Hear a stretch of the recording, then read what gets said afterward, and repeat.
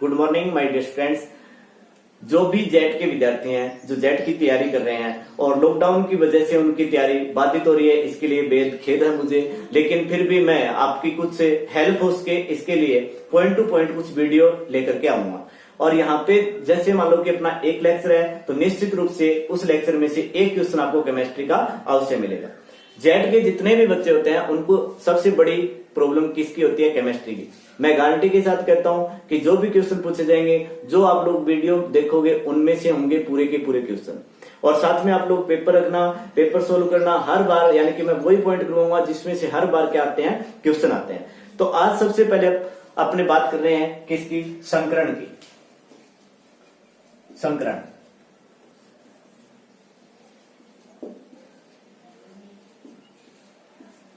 यानी कि आप पीछे का कोई भी पेपर उठा करके देखना, उसमें आपको एक क्वेश्चन ये मिलेगा कि आपको कोई यौगिक दे देंगे और आपको बोलेंगे कि इसका संकरण है, बताइए।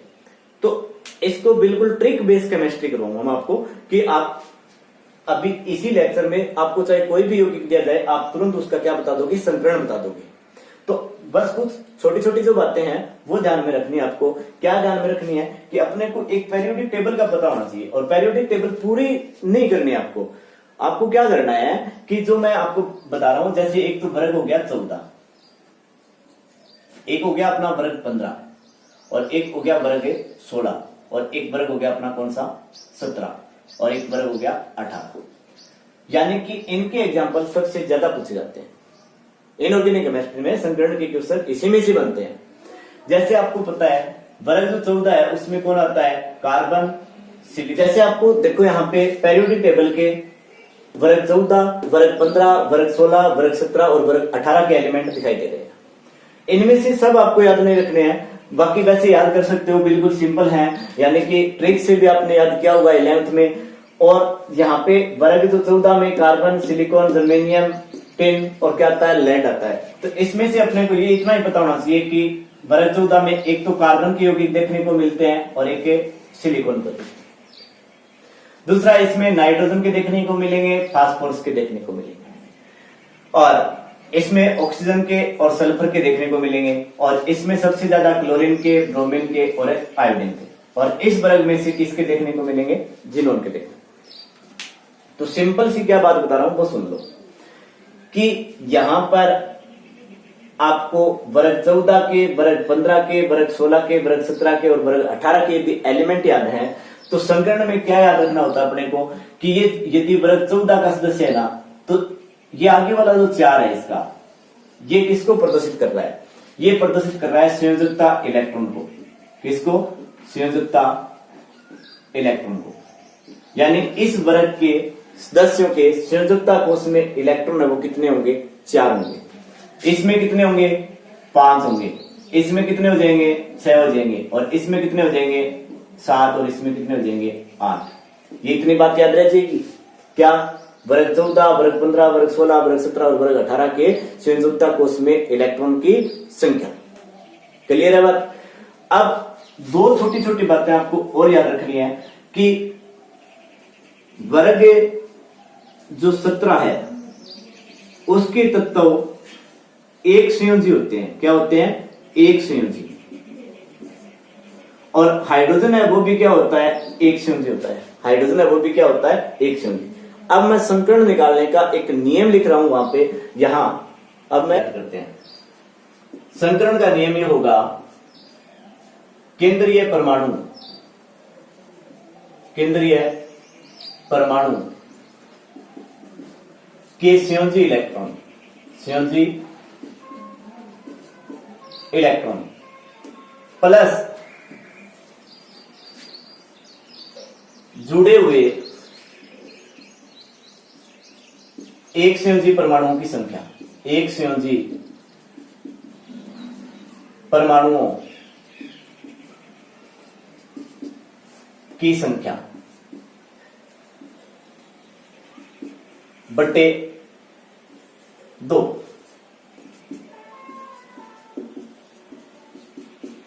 अब यदि मान लो आपको ये टेबल याद होगी, ये जो मैंने बात बताई वो आपके माइंड में होगी, और संकरण का सूत्र क्या? केंद्रीय परमाणु के संयोजी इलेक्ट्रॉन की संख्या, संयोजी इलेक्ट्रॉन की संख्या प्लस जुड़े हुए एक संयोजी परमाणुओं की संख्या बट्टे क्या करना है, 2 करना है। बस यदि इतनी बात याद यदि आपको हो गई तो मानो कि आपका एक क्वेश्चन क्लियर हो गया। संकर्ण आप लोग आसानी से निकाल दोगे, चाहे कोई भी क्वेश्चन दिया जाए आप उसका संकर्ण आसानी से बता दोगे। तो देखो जैसे अपने एग्जांपल की बात करते हैं, आपसे पूछ लिया जाए इस CH4 में कार्बन का संकर्ण बताइए, CH4 में कार्बन परमाणु का संकर्ण बताइए। तो आपको पता है केंद्रीय परमाणु तो कौन होगा, सेंटर तो क्या होता है, एक ही होता है। तो यहाँ पे केंद्रीय परमाणु कौन होगा, कार्बन होगा। और इसका क्या देखना है, केंद्रीय परमाणु की संयोजी इलेक्ट्रॉन की संख्या कौन से वर्ग में है, 14वें वर्ग में है। तो संयोजी इलेक्ट्रॉन की संख्या कितनी होगी, 4 होगी। कितनी होगी, 4। तो यहाँ पे लिखेंगे 4 प्लस इसके साथ क्या जुड़ा हुआ है, हाइड्रोजन। और हाइड्रोजन क्या होता है, एक संयोजी होता है। और एक संयोजी है तो आपको पता है इनको अपने को क्या करना है, जोड़ना है, इनकी संख्या को जोड़ना है। कितने हाइड्रोजन है, 4 है। तो ये प्लस क्या हो गया, 4 बटे क्या करना है, 2। यानी कि इसको आप लोग सोल्व करोगे तो 8/2 या कितना आ गया, 4 आ गया। क्या आ गया, 4। ये 4 क्या बता रहा है, ये 4 बता रहा है बंधों की संख्या को। अब एक छोटी सी समझने वाली बात और सुन लो, क्या कि जो कक्षक होते हैं ना, एक तो S, P, D और F होते हैं। क्या बताया कि कोई परमाणु है तो उसमें उपकोष जो होते हैं वो क्या होता है, S, P, D और F। यानी 11th में आपने इलेक्ट्रॉनिक विन्यास लिखना सीखा था और वहां पे क्या होते थे, अपने उपकोष होते थे। S जो उपकोष होता है उसमें कक्षक कितना होता है, 1, P में कितने होते हैं, 3, D में कितने होते हैं, 5 और F में कितने होते हैं, 7 होते हैं। अब आपको क्या करना है कि ये काम करने के बाद में जो वैल्यू यहाँ पे आई, कितनी आई, 4 आई ना। तो आपको ये देखो टोटल योग है ना, इन कक्षकों का योग क्या हो जाना चाहिए, 4 हो जाना चाहिए। वहां तक के कक्षक लेने हैं। तो देखो यहाँ पर कक्षक 1 तो किसका हो जाएगा, S का हो जाएगा। और +3 किसके ले लेंगे, P के ले लेंगे। तो टोटल अपना कितना आ गया, 4 आ गया ना।